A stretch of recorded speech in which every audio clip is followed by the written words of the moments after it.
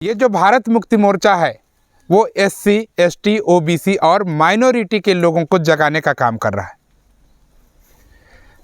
हमारे देश में SC, ST, OBC के लोग लगातार संघर्ष कर रहे हैं।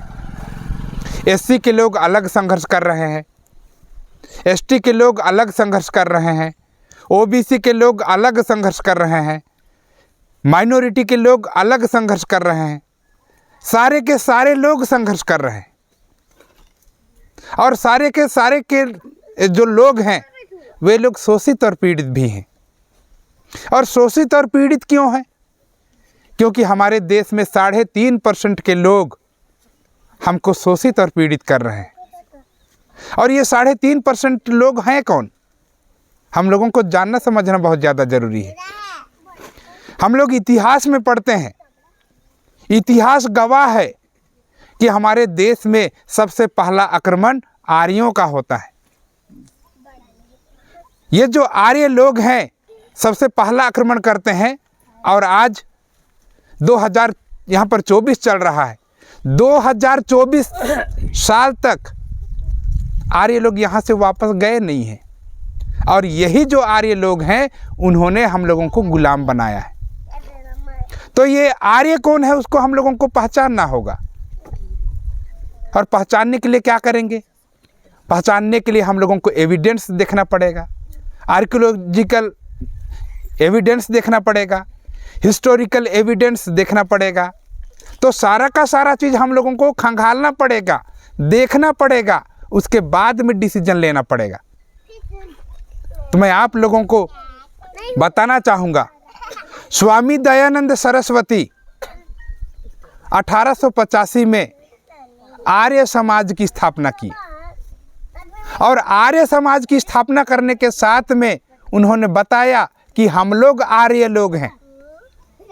कौन बता रहे हैं? स्वामी दयानंद सरस्वती बता रहे हैं कि हम लोग आर्य लोग हैं। आप लोग गूगल करके देखिएगा, तब जब उसका गूगल करेंगे तो उसमें हम लोगों को पता चलेगा कि स्वामी दयानंद सरस्वती का असली नाम मूल शंकर तिवारी है। तो मूल शंकर तिवारी क्या बताना चाह रहे हैं? कि हम लोग आर्य लोग हैं। इसका दूसरा मतलब ये भी है कि हम लोग विदेशी लोग हैं। मैं नहीं बता रहा हूँ, कौन बता रहे हैं? मूल शंकर तिवारी नाम के ब्राह्मण खुद बता रहे हैं कि हम लोग आर्य लोग हैं। और इनकी संख्या कितनी है? 3.5%। हमारे गांव का एक पंच नहीं बना सकता, वो देश की जो पंचायत है उसका वो प्रधानमंत्री बना रहे हैं। आज SC के लोग, ST के लोग, OBC के लोग और माइनॉरिटी के लोग, सारे लोग अलग अलग संगठन बना करके लड़ाई लड़ने का काम कर रहे हैं। मैं आप लोगों को बताना चाहूँगा इस मंच के माध्यम से, 1885 में खूंटी जिला के रहने वाले क्रांतिवीर बिरसा मुंडा ने 20,000 आदिवासियों को इकट्ठा किया और उन्होंने समझाया कि अपने लोगों से लड़ाई मत लड़ना, जो तुम्हारे अधिकार को दबा के रखे हैं उन्हीं से लड़ाई लड़ना। लेकिन हमारे लोग दुश्मन से लड़ाई लड़ते हैं। आप लोग देखें, दुश्मन से लड़ाई लड़ते हुए उन लोग किससे लड़ाई लड़ते हैं? अपने भाई से लड़ते हैं, अपनी बहन से लड़ते हैं, अपने माता पिता से लड़ते हैं। इससे बड़ा ताकत नहीं है हमारे मूल निवासियों का। लेकिन बिरसा मुंडा क्या बता रहे हैं? तुम लोग अपने लोगों से मत लड़ना, उनसे लड़ना जो तुम्हारे अधिकार को दबा के बैठे हैं। तो आज हम सभी को वो दुश्मन को पहचानना है, वास्तविक दुश्मन को पहचानना है। दूसरी बात मैं आप लोगों को उदाहरण के लिए बताना चाहता हूँ। हमारे देश में ज्योतिबा फुले ने जन्म लिया और ज्योतिबा फुले 1885 में जिस समय बिरसा मुंडा आंदोलन कर रहे थे, उस समय ज्योतिबा फुले बोलते हैं, अभी मौका है, तुम अपनी आज़ादी के लिए लड़ाई शुरू कर दो। क्या बोल रहे हैं? अभी मौका है, तुम अपनी आज़ादी के लिए लड़ाई शुरू कर दो। गुलामी में जिनकी बातें सहन नहीं होती हैं, आज़ाद भारत में उनकी लातें खानी पड़ेंगी। यहाँ पर ज्योतिबा फुले हम लोगों को बता रहे हैं, गुलामी में जिनकी बातें सहन नहीं होती, आज़ादी में उनकी लातें खानी पड़ेंगी। आज यही हाल हो रहा है। एससी के लोग अलग लड़ाई लड़ रहे हैं, ओबीसी के लोग अलग लड़ाई लड़ रहे हैं, माइनॉरिटी के लोग अलग लड़ाई लड़ रहे हैं। आज़ाद भारत में हम लोगों को लाठी मिल रहा है, दूसरा कुछ मिल रहा है क्या? सारे के सारे लोग आंदोलन कर रहे हैं, लेकिन फिर भी उनकी समस्याओं का समाधान नहीं हो रहा है।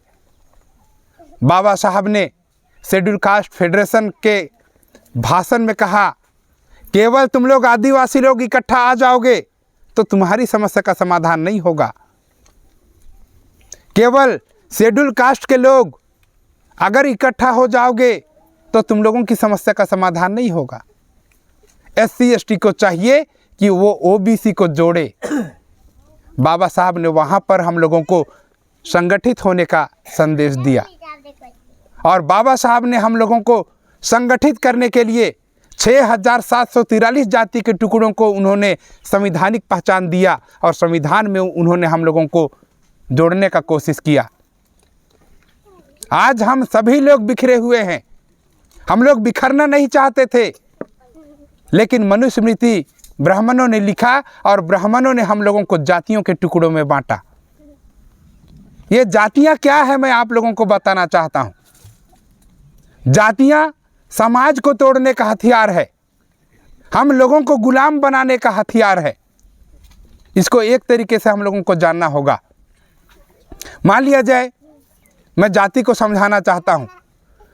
मान लिया जाए मैं कोई मुर्गी को ले आया और मैं उसको यहाँ पर लेटरिंग करा दिया और मैं पूछूंगा कि किसका लेटरिंग है, कौन टट्टी कर दिया, तो सारे लोग हमारे लोग देखेंगे और बताएंगे ये मुर्गी का है। बताएंगे कि नहीं बताएंगे? बताएंगे।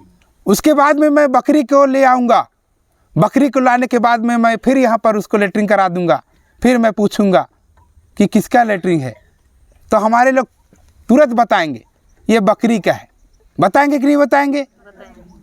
मैं बैल को ले आऊँगा, उसके बाद में यहाँ पर टट्टी करा दिया, फिर पूछूंगा मैं किसका है, तब हमारे सारे लोग बोलेंगे मजाक करो लेकिन इतना ज़्यादा मत करो। बोलेंगे कि नहीं बोलेंगे? तुरंत बताएंगे कि बैल का है। बताएंगे कि नहीं बताएंगे? लेकिन मान लिया जाए किसी बच्चे को मैं यहाँ लेटरिंग करा दिया और मैं आप लोगों से पूछूंगा कि आप बताओ किसने लेटरिंग किया, चौहान ने किया है क्या?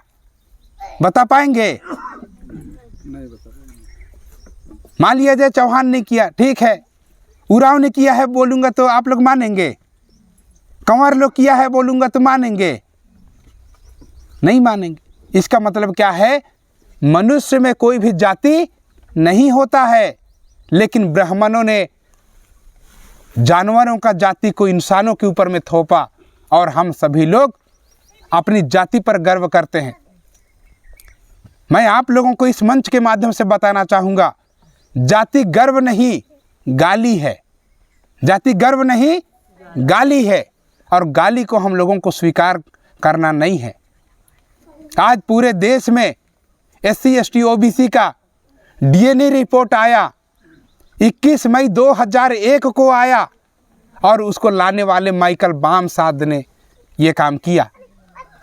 और माइकल बामसाद ने बताया कि हम एससी एसटी ओबीसी और माइनॉरिटी का जो ब्लड है वो एक है, उसका डीएनए एक है, और उस डीएनए का नाम है L3MN। हम लोगों का डीएनए का क्या नाम है? L3MN। यहाँ पर सोनी जी बैठे हैं, पहले इस कार्यक्रम के पहले वो हो सके हमारे बीच में नहीं आए होंगे। वो सोच रहे थे होंगे मैं तो ओबीसी से आता हूँ, मेरा तो अलग पुरखा है, ऐसा सोचते रहे होंगे। आज ही पता चल रहा होगा कि मैं भी आप ही लोगों के खानदान का हूँ, आप ही लोगों के वो का हूँ, कुल का हूँ। मैं आप लोगों को बताना चाहूँगा कि माइकल बामसाद ने डीएनए रिपोर्ट लाया और डीएनए रिपोर्ट में उन्होंने बताया कि हम लोगों का डीएनए माने एससी एसटी ओबीसी और माइनॉरिटी का डीएनए एक है। इसका मतलब हम लोगों का पुरखा एक है, और जिनका पुरखा एक है उन लोग सारे लोग मूल निवासी हैं। माननीय वामन मेश्राम साहब ने हम लोगों को मूल निवासी कॉन्सेप्ट दिया, और मूल निवासी नाम पूरे देश में चर्चा में है। और ये मूल निवासी क्यों दिया गया है? ये संविधान हम लोगों को बोलता है तुम लोग इस देश के मालिक हो। इस देश के हम लोग क्या हैं? मालिक हैं, और मालिक को मूल निवासी कहा जाता है। हमारे देश में मूल निवासी परिवार वर्सेस विदेशी परिवार का लड़ाई शुरू हो चुका है। एक तरफ मूल निवासी परिवार है, मतलब एक तरफ मालिक लोग हैं और दूसरी तरफ विदेशी लोग हैं। और ये जो विदेशी लोग हैं वे लोग बहुत ज़्यादा होशियार हैं। पहले तो हम लोगों को जाति के टुकड़ों में बांटते हैं, फिर वो हम लोगों को पुनः जोड़ने का प्रयास करते हैं। मैं आप लोगों को ये बताना चाहूँगा, 1919 में हिंदू नाम का जो शब्द है उसको हमारे बीच में रखा गया। पहले से चलता रहा होगा, लेकिन पहली बार हमारे देश में हिंदू कॉन्सेप्ट यहाँ पर लेके आ रहा है। पहले तो तोड़ते हैं, तोड़ने के बाद जोड़ने के लिए क्या नाम देते हैं? हिंदू शब्द देते हैं। आज पूरे देश में कहा जा रहा है कि हम सभी लोग हिंदू हैं। हम लोग वास्तव में हिंदू नहीं हैं, हम लोग मूल निवासी हैं, मालिक लोग हैं। और ये हिंदू शब्द क्यों लाया गया मैं आप लोगों को बताना चाहूँगा। हमारा देश उस समय ब्रिटिश इंडिया था। लंदन में उधर चुनाव हो रहे थे। उस समय ब्राह्मणों को पता चला कि लंदन में चुनाव हो रहा है, और जब चुनाव होगा तो हम लोगों को संगठित करना होगा। और हम लोग अगर जाति को, अलग अलग जाति का टुकड़ा को हम लोग जोड़ेंगे तो जुड़ने वाले नहीं हैं। इसलिए क्या करेंगे? उन सभी को हिंदू के नाम पे क्या करेंगे? जोड़ेंगे। और हिंदू के नाम पे जब हम लोग जोड़ेंगे तो हम लोगों का संख्या क्या होगा? बढ़ जाएगा। और जब संख्या बढ़ जाएगा तो हम लोगों को राजनीतिक क्या होगा? फायदा होगा। क्या होगा? राजनीतिक फायदा होगा। और राजनीतिक फायदे के लिए उन्होंने इस शब्द को लेके आया। और आज पूरे देश में एससी एसटी ओबीसी के लोग अगर कांग्रेस में जाते हैं तो सोचते हैं कि इन लोग क्रिश्चियन लोग हैं, और बीजेपी में जाते हैं तो लोग सोचते हैं कि इन लोग हिंदू लोग हैं। वास्तव में ऐसा नहीं है। 1925 में एमएस गोलवलकर, उसका नाम है, एमएस गोलवलकर ने आरएसएस की स्थापना की। किस चीज़ की स्थापना की? आरएसएस, राष्ट्रीय स्वयंसेवक संघ की स्थापना की। और इसी आरएसएस में हम लोगों का महात्मा गांधी भी शामिल थे, एमएस गोलवलकर शामिल थे, जितने भी ब्राह्मण लोग हैं सारे लोग शामिल थे। और शामिल होने के बाद यही लोग कांग्रेस की स्थापना करते हैं। कौन लोग करते हैं? ब्राह्मण लोग करते हैं। जब हमारे देश में संविधान लागू हुआ, लागू होने के बाद में ये देखा गया कि अब इन लोग पढ़ेंगे लिखेंगे और एक दिन लोकतंत्र में इन लोग भी शामिल होंगे। और लोकतंत्र का क्या चीज़ है? 4 खंभे होते हैं, 4 तंत्र होते हैं, 4 पिलर होते हैं। और 4 पिलर में जिस दिन इन लोग जाएंगे तो हम लोग उस दिन कमज़ोर हो जाएंगे। तब ये लोग 1980 में वे लोग आरएसएस के लोग बीजेपी का निर्माण करते हैं। एक तरफ तो कांग्रेस पहले से थी और दूसरे तरफ उन्होंने बीजेपी का निर्माण किया। और हम लोगों को बताया गया कि कांग्रेस सेक्युलर पार्टी है और ये जो बीजेपी है वो क्या है? हिंसक पार्टी है। एक तरफ कांग्रेस और एक तरफ बीजेपी, दो ध्रुव बने तो क्रिश्चियन लोग इधर कांग्रेस की तरफ चले गए और जो हिंदूवादी लोग हैं उन लोग बीजेपी की तरफ चले गए। तो यहाँ पर हम लोगों को दिखाई देता है कि इन लोग 2 लोग हैं, लेकिन 2 लोग नहीं हैं, उन लोग एक ही लोग हैं। केवल हम लोगों को बांटने के लिए 2 लोगों का कॉन्सेप्ट यहाँ पर बताया गया। आज एससी एसटी ओबीसी के लोग ये 2 पार्टियों में विभक्त होकर के अपने लोगों से ही लड़ाई लड़ रहे हैं। आज हम लोगों को सोचने और समझने की आवश्यकता है। ये जो लड़ाई हम लोगों का वास्तविक लड़ाई नहीं है, ये हम लोगों का राजपाट की लड़ाई है, अधिकार की लड़ाई है। और हम लोग ये अधिकार की लड़ाई को पूरे देश में अभी चला रहे हैं। और जब देश भर में अपने अधिकार के लिए जब हम लोग जाग रहे हैं, तो उसी पैमाने पर दलाल और भड़वे भी पैदा किए जा रहे हैं। मैं आप लोगों को बताना चाहूँगा, बाबा साहब जब चुनाव लड़ रहे थे तो एक 5वीं फेल आदमी को उठाया गया। कितना फेल को? 5वीं फेल। बाबा साहब के पास में 32 डिग्री है, 9 भाषाओं का ज्ञान है, उसके विरोध में 5वीं फेल को उठाया गया। और बाबा साहब को हराने के लिए उस समय बताया जाता है कि 25,000 रुपये खर्चा किए। कितना? इतना बड़ा ज्ञानी पुरुष को हराने के लिए कितना खर्चा कर रहे हैं। वैसे ही अभी अगर सच्चाई हम लोग अगर स्वीकार करते हैं तो सच्चाई को हराने के लिए उन लोग पूरा दांव पेच खेलेंगे। खेलेंगे कि नहीं खेलेंगे? खेलेंगे ना। और पूरा दांव पेच लगा करके वे सच्चाई को दबाने का प्रयास करेंगे। ये आप लोगों को सुनकर के हैरानी होगी कि जैसे ही हमारे लोग सच्चे लीडर पैदा होते हैं तो उसको हराने के लिए नकली व्यक्ति को भी पैदा किया जाता है। पैदा किया जाएगा कि नहीं किया जाएगा? हमारे लोगों के पीछे में मान लिया जाए, आप लोगों को बताऊंगा, अगर कोई विधायक है, कोई सांसद है, कोई अच्छा वक्ता है, कोई अच्छा नेता है, तो उसके पीछे में एक एक ब्राह्मण को लगा देते हैं। किसको लगा देते हैं? एक एक ब्राह्मण को लगा देते हैं। मैं कांग्रेस का बात आप लोगों को बताऊंगा। हमारे राम पुकार के पीछे में सत्तू महाराज लगे हुए हैं। लगे हैं कि नहीं? यूडी मिंज को देखिए, उसके पीछे में एक ब्राह्मण लगे हुए हैं। लगे हुए हैं कि नहीं हुए?